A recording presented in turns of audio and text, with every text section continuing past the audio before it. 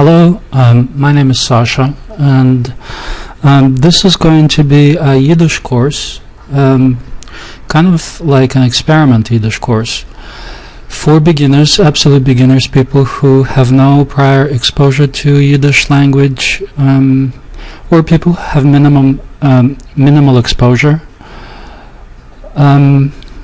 It's going to be based on a book by Uriel Weinreich called The College Yiddish. It's one of the classic Yiddish textbooks. There are several textbooks out there, none of them are perfect, neither is this one. Having said that, this one is probably the most standard Yiddish textbook out there. It is available on Amazon, and I will also add a link to it where you can download it from the internet online for free. A few words about Yiddish language. Yiddish is a special language for a whole number of reasons why. It's no longer spoken as widely as it had been before, again for a number of reasons. If you're interested in learning Yiddish, you know that once upon a time it was spoken by close to 12 million European Jews. It went sharply down in the early 20th century, primarily because of the two factors. The first one is immigration to America. Most, off the top of my head, I think it's 3 or 4 million Jews from the Eastern Europe, primarily Russia, Poland, and Ukraine, and Lithuania, who moved to the United States, and so that's one of the reasons why Yiddish just lost its dominance. Also, the Russian Revolution in early 20th century, that contributed a lot to the fact that the Russian Jews had stopped voluntarily or involuntarily speaking Yiddish.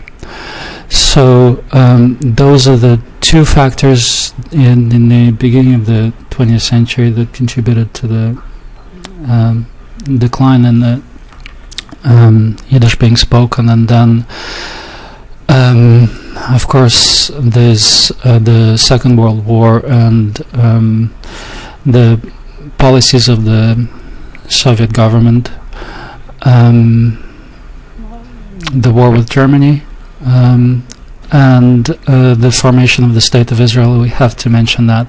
So all of those factors, and you know, I might be going over some of the information that you already know. This all had contributed to the fact that Yiddish is no longer spoken as widely as it was before by any stretch of imagination. As far as Yiddish being a difficult language or difficult language to learn, it's not a difficult language, and it's as far as learning Yiddish, it's hard. It's not easy. So we kind of have a contradiction here. It's not a difficult language, but it's hard to learn. This is because of the special situation that Yiddish finds itself in, because when you learn Italian or French, you can go and visit Italy or France, and you can spend a month there, and you'll come back with a wonderful vocabulary, and you'll observe the culture and the habits and how people behave. You can't exactly do that with Yiddish. I know there are summer programs, but that does not replace the fact that there is no more Yiddish land. There is no country where you can go where you can observe people speaking Yiddish and Jews acting the way they did when they spoke Yiddish. Israel is not it. So that complication adds a very unexpected layer to the problem of learning and mastering a new language. Having said that, once you accept it, get over it, there's a whole lot of things you can do just going through textbooks. I myself started learning Yiddish about 3 years ago, mostly through books, on my own, working with different textbooks, also attending courses, programs, seminars, meeting with Yiddish speakers, people who speak Yiddish. So if I can do it, so can you. It's certainly doable.